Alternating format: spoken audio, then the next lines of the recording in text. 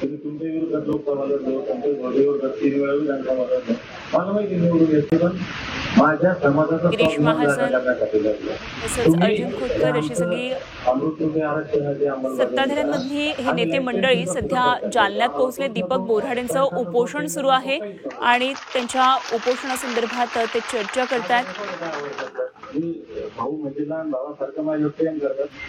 मला गोपीचंद भाऊ असतील, महात्मा साहेब असतील, जानकर साहेब यांच्यासोबत काम केलं. 1 रुपयाचं कोणतं टेंडर नाही, काहीच नाही, रुपयाने मागत. उपोषणाच्या ठिकाणी आता दाखल झालेले आहेत. यामध्ये पंकजा मुंडे, गिरीश महाजन, अर्जुन खोतकर चर्चा करतायत. बोऱ्हाडे बोलतात आणि राज्यकर्त्यांनी धनगर समाजाचा फक्त मतांसाठी वापर केलाय. आम्हाला एसटी प्रवर्गामध्ये आरक्षण द्या आणि एसटी प्रवर्गात येण्यास कुणाचा विरोध नाहीये असं बोऱ्हाडेंचं म्हणणं आहे. आणि आपली ही सगळी जे म्हणणं आहे आपलं ते बोऱ्हाडे सध्या या शिष्टमंडळासमोर मांडत आहेत.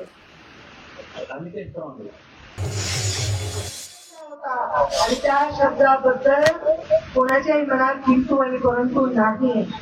पण संविधानामध्ये हा शब्द योग्य बसवणं जर एवढं सोपं असतं सगळं करणं तर झालंच असतं. तर हे योग्य पद्धतीने बसवणं हे सुद्धा शासनकर्ता म्हणून त्यांचं कर्तव्य आहे. मी त्यांच्याशी चर्चा केली. दोन्ही दिवस अगदी मध्यरात्री फोन करून त्यांनी मला दीपक भाऊंच्या चौकशी केली तब्येतीची. मला विचारलं.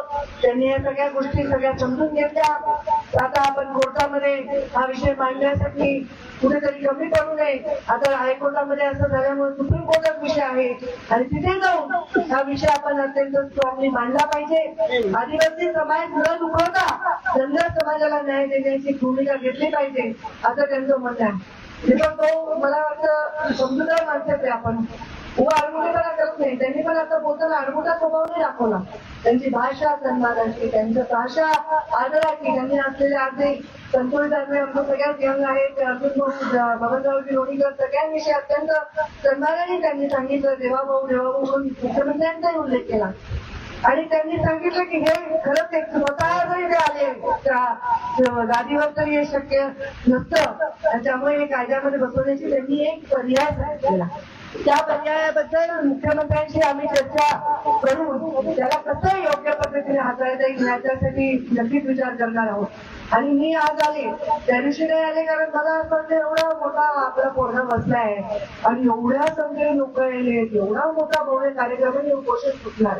आणि मी आता घरचीच असल्यामुळे मी नाही करणार विषय. मी यांना बोलले रोज त्यांच्याशी बोलणार.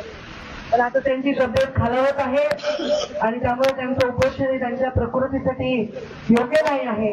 म्हणून आम्ही शासन म्हणून मी आलेच आहे पालकमंत्री म्हणून, पण या विषयाचे पालक तुमची सगळ्यांची पालक या भूमिकेतून त्यांनी स्त्री आहे, आईच्या भूमिकेत आहे.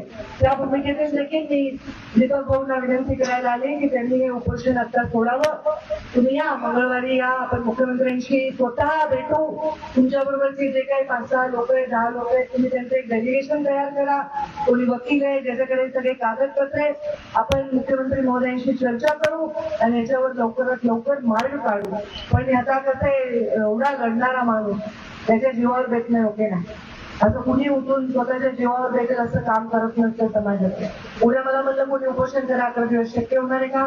आज एवढे दिवस हा माणूस समाजाच्यासाठी अन्न पाण्याविना इथे बसलेला आहे. आज सलाईन लावायची वेळ आलेली आहे.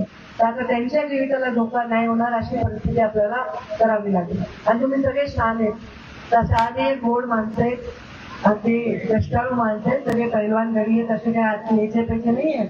2.5 कोटी लोक झोप आहे का कागदामध्ये काय केलं कमालच नाही ते तसला ते मिळावं होता, कोणाला शक्य नाही ते. त्यामुळे तुमच्या न्यायासाठी आम्ही लढणार आणि लढून तुम्हाला न्याय म्हणून देणार. पण आता शासन म्हणून भूमिका घेत असताना सर्व 18 जाती जमातीचा विचार करून ती भूमिका घेतली गेली पाहिजे. एक वर्गाला आपण अन्याय करू नये अशा प्रकारची भूमिका घेतली गेली पाहिजे. त्यामुळे धनगर आरक्षणाच्या पाठीमागे पंकजा मुंडे म्हणून तुम्ही आहेच आहे आणि आम्ही सर्व त्याबद्दल सकारात्मक आहोत. पण माझी विनंती राहील की दीपक भाऊंनी आज उपोषण आता इथे सोडावं आणि आमच्या बरोबर मंगळवारी मुख्यमंत्र्यांना भेटण्यासाठी डेलिगेशन घेऊन यावं अशी मी विनंती करते. आता